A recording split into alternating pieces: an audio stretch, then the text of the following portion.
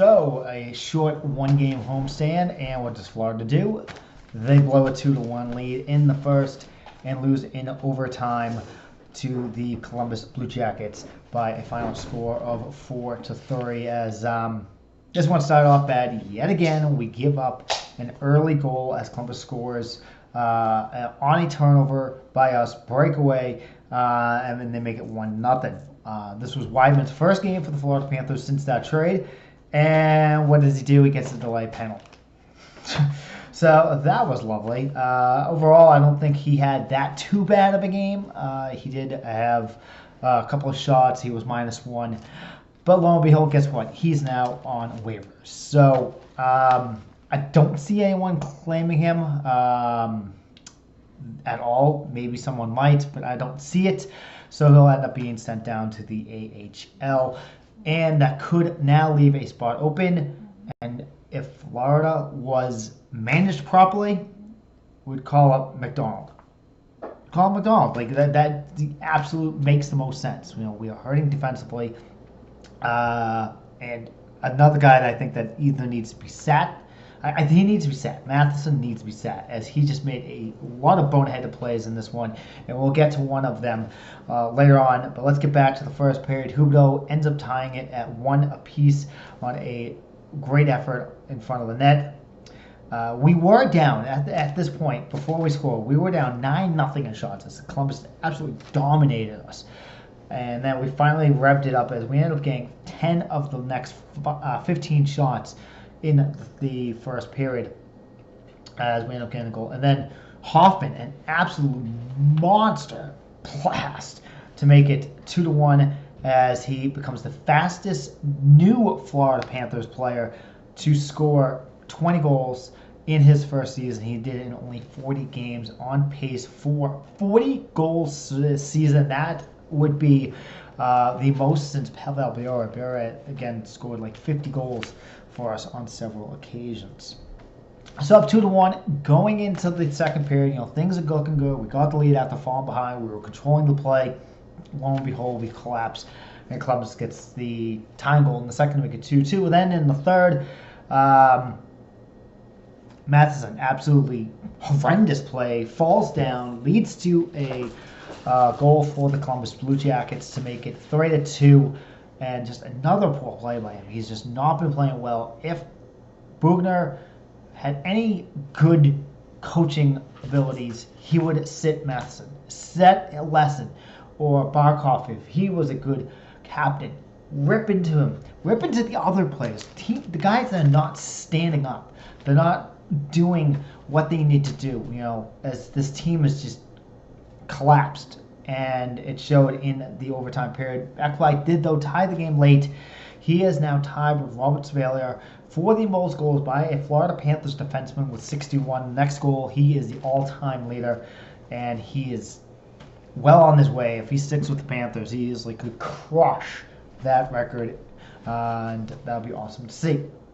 But unfortunately, 18 seconds in the overtime, Columbus wins it on a goal. So a really bad game for the Cats. And after the game, I guess the locker room was just deflated. Like Barkov was open, mouth open, looking, Yandel throwing his stuff into the bag, and the team is just defeated right now. It's defeated, and Bugner has lost this team. I think he's lost this team, and they realize that they are not a playoff team. If they realize they're not a playoff team, sorry guys, us the fans have to understand that they are not a playoff team. This team is not making the playoffs.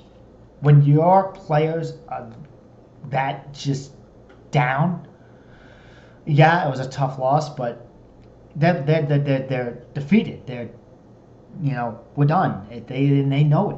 There's no way we're going to rebound. We're in almost mid-January, halfway point of the season, we're 9 points out. We can't even string along a decent winning streak. And that's what we need. We got the help we needed last night as Boston beat Buffalo.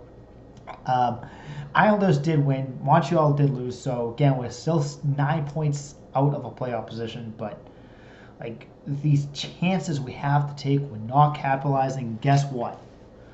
This schedule does not get any easier for this team, as the next 6 of 8 are against playoff teams, and 5 of those 8 games are on the road. You know, we have a 5-game road trip coming up. Gonna hit Pittsburgh, Edmonton, Calgary, Vancouver, Montreal, all tough teams.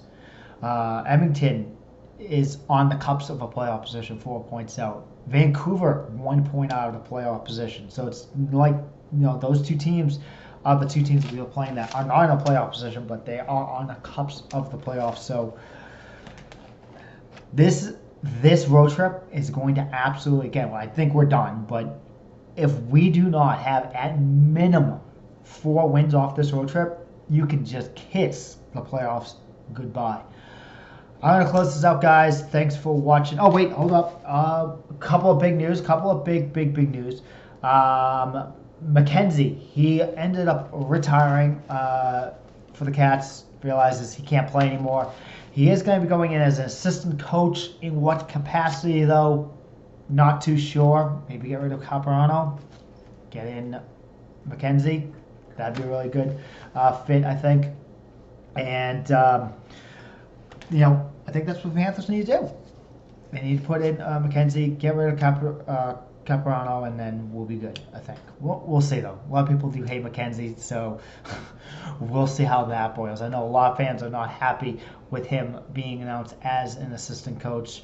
And, you know, again, I as much as you all hate him, some of you hate him, I think he was a huge asset to this team, and I'm thankful that he was a player on this team.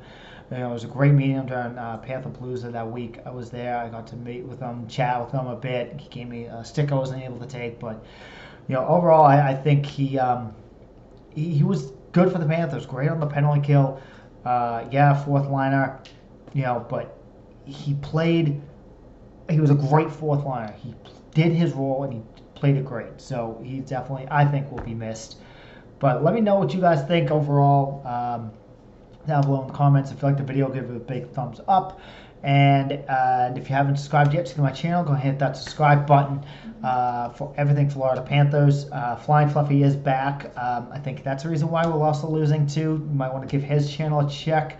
But he is bad luck. Now the Panthers are 0-1-1 since he has returned making videos. So sorry, man. I love you, but you are a bad luck charm. See you in the next video.